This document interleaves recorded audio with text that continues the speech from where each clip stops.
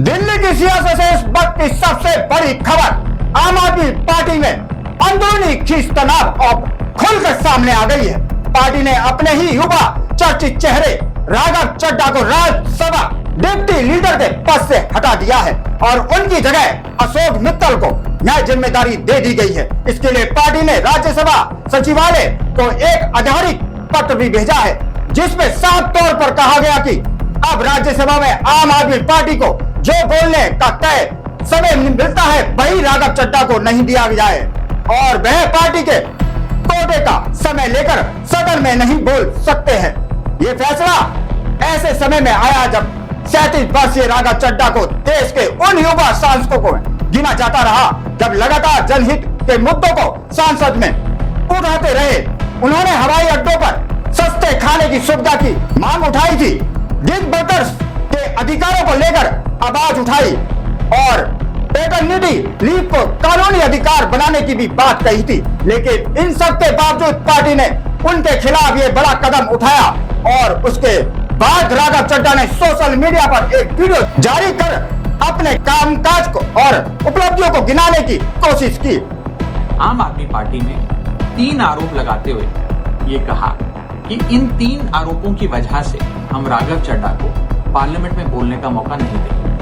राघव चड्ढा के पार्लियामेंट में बोलने पर रोक इसलिए लगाई गई क्योंकि उन्होंने ये 3 गलतियां की। मैं एक एक करके इन तीनों पर आपसे बात करना चाहता हूं। पहला आरोप कि जब ऑपोजिशन पार्लियामेंट से वॉकआउट करता है, सदन से वॉकआउट करता है, तो राघव चड्ढा वहीं बैठे रहते हैं, वो वॉकआउट नहीं करते। ये सरासर झूठ, सफेद झूठ। मैं चुनौती देता हूं, एक इंस्टेंस, एक दिन ऐसा बताइए जब ऑपोजिशन ने वॉकआउट किया हो और मैंने उनका साथ ना दिया, मैं साथ में वॉकआउट नहीं किया। और पार्लियामेंट में तो हर जगह सीसीटीवी कैमरा है, आप सीसीटीवी कैमरा निकाल कर दिखा दीजिए, दूध का दूध और पानी का पानी हो जाए। दूसरा आरोप लगाया कि राघव चड्ढा ने चीफ इलेक्शन कमिश्नर के इंपीचमेंट मोशन पर, यानी कि मुख्य चुनाव आयुक्त को हटाने वाली जो याचिका थी, उस पर साइन करने से मना कर दिया। दूसरा सफेद झूठ, ना मुझे आम आदमी पार्टी के किसी भी नेता ने इस मोशन पर साइन करने के लिए कहा, ना औपचारिक तौर पर कहा, ना अनौपचारिक तौर पर कहा। और आम आदमी पार्टी के राज्यसभा में कुल 10 सांसद हैं, जिनमें से 6 या 7 सांसदों ने इस मोशन पर खुद ही साइन नहीं किया। तो भला इसमें मेरी क्या गलती?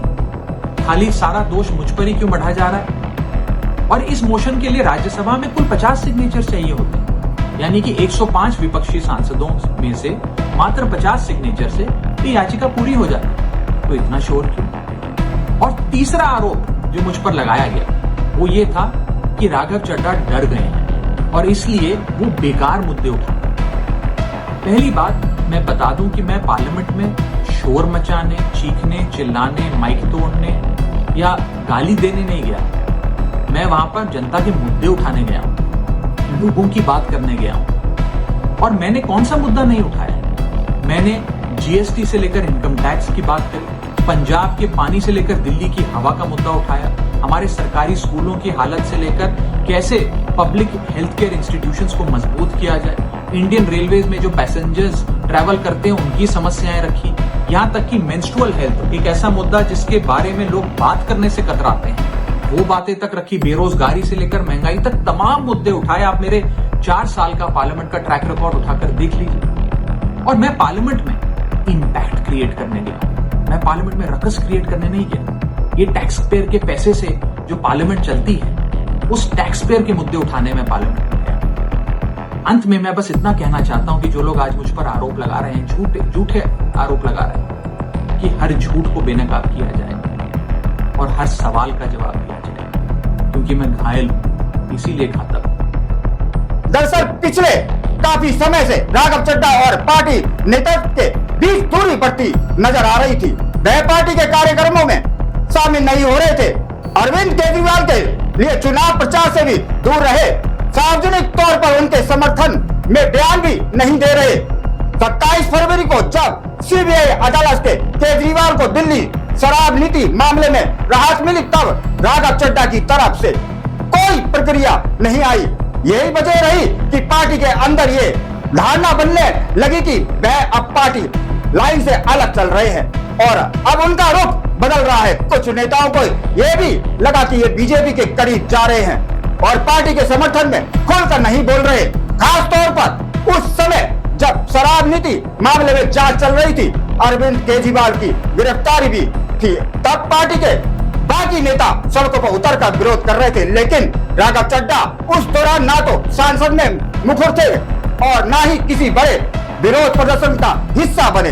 इस पार्टी के भीतर उनकी निष्क्रियता के तौर पर देखा गया है और अब उसी का परिणाम उस कार्रवाई के रूप में सामने आया है। हालांकि ये साफ है कि राघव चड्डा का राज्यसभा कार्यकाल 2028 तक था और अरविंद केजरीवाल या पार्टी उन्हें इस पद से हटा सकती है, लेकिन उनकी राज्यसभा की सदस्यता खत्म नहीं कर सकती। ऐसे में यह पूरा मामला सिर्फ एक पद से हटाने का नहीं, बल्कि आम आदमी पार्टी के अंदर बढ़ते मतभेद और बदलते राजनीतिक समीकरण को संकेत भी माना जा रहा है। तो आप देख रहे हैं रेड 7 न्यूज। जय हिंद, जय भारत, वंदे मातरम।